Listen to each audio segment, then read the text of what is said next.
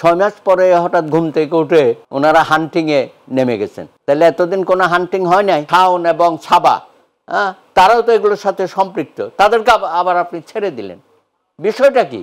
আপনি আমতা আমতা করে যে কথাগুলো বলেন এগুলো তো মূল্যহীন। আপনি কাজ করে দেখান।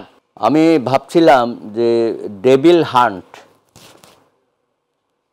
এটা তো 8ই আগস্ট 2024 থেকে শুরু হওয়ার কথা।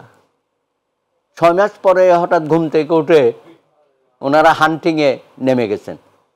তাহলে এতদিন কোনো হান্টিং হয় নাই? যৌথ বাহিনীর অভিযান কিন্তু চলমান ছিল। না, যৌথ বাহিনী অভিযান ছাড়ো, তাহলে ওনাদের ফ্রম ডে ওয়ানে কি কাজটা ছিল? 15 বছরে যারা এত অপকর্ম করছে, এত জঘন্যতম হত্যাকাণ্ডগুলো করেছে, লাখ লাখ কোটি টাকা পাচার করেছে এবং বিভিন্ন বাহিনীতে দায়িত্বশীল ব্যক্তিরা দলদাসে পরিণত হয়েছিল, তাদের ব্যাপারে আমরা তো তেমন কোনো দৃশ্যমান কার্যক্রম দেখি নাই। আজকে কেন হলো এটা? গাজীপুরে আপনি যেটা বললেন, আকম মোজাম্মেলের বাড়ির ঘটনাকে কেন্দ্র করে বৈষম্য বিরোধী ছাত্র আন্দোলনের উপর, ছাত্র ভাইদের উপর হামলা হলো। সে হামলাতে গুরুতর আহত হলো তারা। আজকে জেলা প্রশাসনের সামনে কিন্তু গুলি করা হলো একজন। হ্যাঁ, সেটাও দেখলাম। উনি গিয়ে মাপ চাইলেও বা ওসিকে আপাতত সাময়িক বরখাস্ত করলো। এগুলো ঘটনার পরের ঘটনা, কিন্তু তুমি আগে থেকেই কেন এই উদ্যোগটা নেবা না? আমি তো 6 মাসে আইনশৃঙ্খলা বাহিনীর তো কোনো শক্ত অবস্থান দেখছি না। বিষয় তুমি যেটা বলছেন, পৈতৃক সরকারের দোসররা তারা দিব্যি ঘুরে বেড়াচ্ছে। যারা বাইরে পালিয়ে গেছে টাকা পয়সা নিয়ে, আর যারা টাকা পয়সা নিয়ে এখানে অবস্থান করছে এবং নানানভাবে সমাজে বিশৃঙ্খলা সৃষ্টি করার চেষ্টা করছে। এবং আমরা জানি যে গত 15 জানুয়ারি যে তাদের ভার্চুয়াল মিটিংয়ের মাধ্যমে যারা সম্পৃক্ত ছিল এবং বিভিন্নভাবে দায়িত্ব নিয়েছে, তার মধ্যে গাজীপুরে জাহাঙ্গীরও তো আছে, তার কথাটা তো আসতেছে না। সেও তো একটা জায়গায় দায়িত্ব নিয়েছে। তো এরকম এই আমাদের যে শাওন এবং সাবা, তারাও তো এগুলোর সাথে সম্পৃক্ত, তাদেরকে আবার আপনি ছেড়ে দিলেন। বিষয়টা কি? আমরা তো বুঝতে, আপনাদের এত দ্বিচারিতা কেন?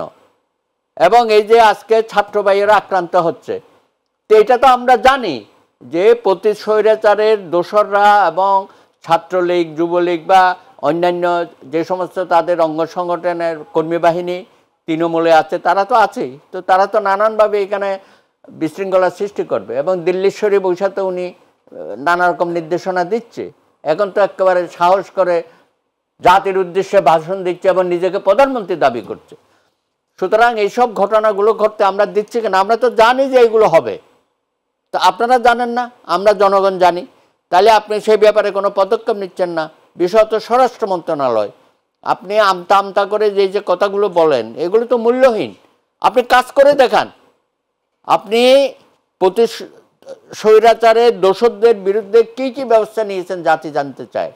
এতগুলো লোক যে পালিয়ে গেল, তথ্যমন্ত্রী সে কি নাম, হাসান মাহমুদ থেকে শুরু করে কামাল এবং আরও অন্যান্য যারা, কাদেরও চলে গেছে শুনতেছি। এখনও তো যারা আছে তাদের বিরুদ্ধে ব্যবস্থা নেন। এবং আপনি দেখেন, খুবই দুর্ভাগ্যজনক, 6 মাসের একটা মামলাও তদন্ত শেষ করতে পারেনি।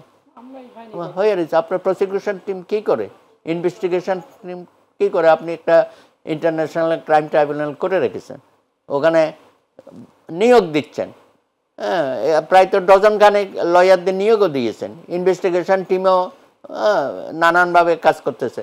আরে খোদ আইসিটির বিচারকরা বলেছে তারা সন্তুষ্ট না। তাদের যে নির্দেশনা আছে অপরাধীদের বিরুদ্ধে, সেই নির্দেশনাগুলো নাকি কার্যকর হচ্ছে না। অ্যাকর্ডিংলি বিভিন্ন নিম্ন আদালতের আমরা দেখছি অনেক চিহ্নিত সন্ত্রাসী অপরাধী তারা বিল জামিনে বের হয়ে আছেন। সেই ব্যাপারে তো আমরা কোনো পদক্ষেপ দেখছি না। এখন আমাদের বৈষম্য বিরোধী ছাত্র আন্দোলনে যারা নেতৃত্বে ছিলেন বা এখনও তারা বিভিন্ন রাজনৈতিক অঙ্গনে পায়চারা করছেন বা তারা কোনো রাজনৈতিক দল করবে, তারা বলার পরে আপনারা করেন কেন? তার মানে আপনারা একটা অবস্থান নিয়েছেন যে ওনারা যা বলবে আমরা তাই করব, যেহেতু ওনারা আমাদের নিয়োগকর্তা। এই এক কথা বলেই তো আপনি পুরো জিনিসটাকে হালকা করে ফেলেছেন। আর এখনও যদি আপনাদের কর্মকাণ্ডে আমরা দেখি যে তাদের নির্দেশনা বা তাদের কোনো ধরনের একটা বক্তব্যের ভিত্তিতে আপনারা কাজ শুরু করেন, খুবই দুর্ভাগ্যজনক এটা। সুতরাং আপনি ডেভিল হান্টের যে অপারেশন শুরু করবেন 6 মাস করতে পারেন না, এখন শুরু করেন। গাজীপুরকে কেন্দ্র করে শুরু হয়েছে এটা। আশা করি এটা সারা দেশে সুন্দরভাবে সুচারুরূপে করেন।